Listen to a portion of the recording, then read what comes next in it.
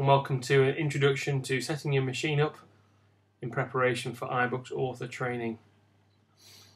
To start off with, to enable you to get YouTube videos successfully from the internet, downloaded and converted to your Mac, we need to use the web browser Mozilla Firefox. You can download Firefox free from the internet. All you have to do is just look for Firefox, so Google Firefox and you'll find it, download it and install it and set it up. If you're having trouble doing that, then please see some technical advice from somebody else. Following installing Mozilla Firefox, I then recommend you download and install an add-in. These are special little tools that help Firefox. This is a Firefox extension called Video Download Helper. The address will be in the notes that comes with this video.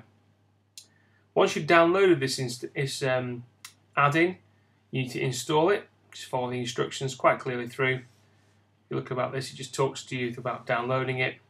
It'll download and you can add it to your Firefox. I already have it installed and you can see it's already there. I'm going to install it again just in case, and it now asks you to restart Firefox, which you're going to do there, and it will restart your Firefox software and it will have that software installed. And how it works is dead simple, and I'll show you later. But you need to have the software installed before we train together so that I can use it on your machine and demonstrate how to use it. But you'll notice it puts a small little toolbar button in there, which we'll come to later. Another piece of software I'd like you to download and install is called Google SketchUp. You can search for it free. It's just sketchup.com. And once you've installed this will let you do some nice 3D work, particularly for making images that are 3D, designing them and using them in your iBook at a later date. So we've covered 3 pieces of software there. We've covered Firefox itself, the download helper, and also Google SketchUp. So I've got those 3 pieces of software installed, and we've done a great job here. I'm now going to start to gather together some media to use. And if you notice here, I've got a folder called English Keynote.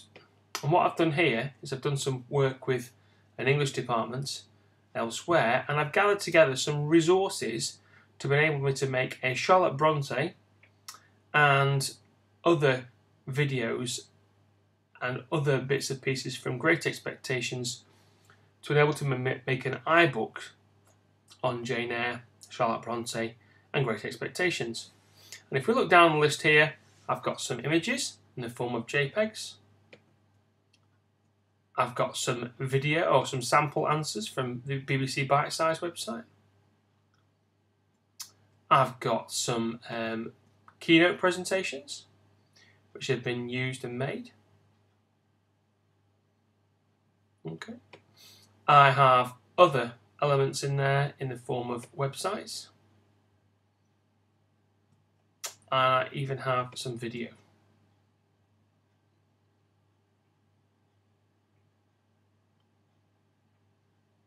Which I've used as part of the story in this iBook we've been making. So these are gathered together, a whole series of resources in a folder on the desktop. I've got images, videos, sounds, some audio, and even some text. We can use Word documents or Pages documents. We've stored them all in a folder ready to go to make our book, to gather it all together into a book we're going to create together. Now these images could be stored inside iPhoto, as I've got them here, some of the images that I use in these folders here. I've got folders that I've used for all sorts of other bits and pieces, full of pictures and text and information that I've got. And because iBooks Author is one of the Apple family of products, the media toolbar, which you're probably used to seeing in things like Keynote, are available as they are if we look at our projects in Keynote. We can see that the media toolbar appears, and in there it shows you all your photos in iPhoto, it shows you all your music from iTunes, and it shows you some of your movies that you've got stored in your movies folder, if you've got things in your movies folder, or anything you've got in your iMovies folder, or any movies you've got inside iPhoto, any movies you've got inside iTunes. And all these are great because they pull through all the movies you've got stored. So if you do have movie clips, put them into iTunes. If you do have photos, put them into iPhoto. If you've got audio you'd like to use, put them into iTunes. And create playlists as you would do normally. At this point now, we're getting to a stage where we've got lots of our software ready to go. We've got plenty of material. So determine to yourself which type of iBook you'd like to make. It could be a maths textbook. It could be a geography, maps book. It could be a history textbook. It could be a technology how-to guide. How to use a laser cutter. How to solder. It could be a drama textbook, and the book might show positions, and it might show somebody doing a comedy sketch, and that could be part of what you might film, and you might film that. This can be filmed on your iPhone or your iPad, and those can be imported into iMovie, but we'll cross that bridge later. So by now you should have lots of software installed ready to go, and you should also have in place a series of videos and texts and information and websites you might have collected. Just to show you how you might grab an image off the internet if you want a particular image that's not available.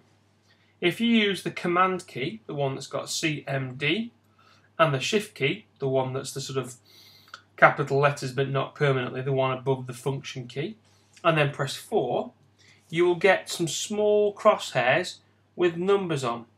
And this is now giving you the ability to take a screenshot or screen grab or screen print of whichever section you like.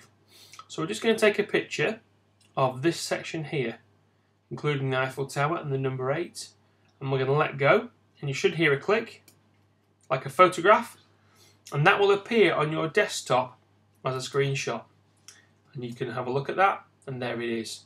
And that can be simply saved, put into your folder, kept till later, and used at a later date. And we'll go more into that later on in our demonstration. The last piece of software you must have installed is Apple's own QuickTime Player, and that is really good at allowing you to crop movies and do other bits and pieces. If you want to insert keynotes into your book, have some keynotes ready so you can use those. They can be keynotes which you can import from Keynote, a PowerPoint. The PowerPoint can be saved as a keynote and used later. Again, we'll go through that, and that will give you the ability to be able to make your own little PowerPoint presentations inside. And then finally, obviously, you need to have the iBooks Author installed on your Mac. This is a free piece of software which you can get from the App Store. Hopefully you've got used to using the App Store.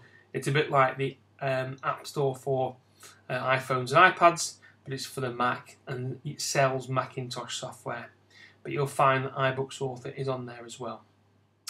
And that should be all the software you need and all the information you need in preparation for taking part in the course. If you have any questions, you can email me. It's jp.cowell, C-O-W-E-L-L, @mac.com, M-A-C.com, and I'll respond to your emails. If you can have all this ready, unless you've got any questions, for the first session we meet together, then we'll be able to get ahead and get on with our learning straight away. Many thanks. Goodbye.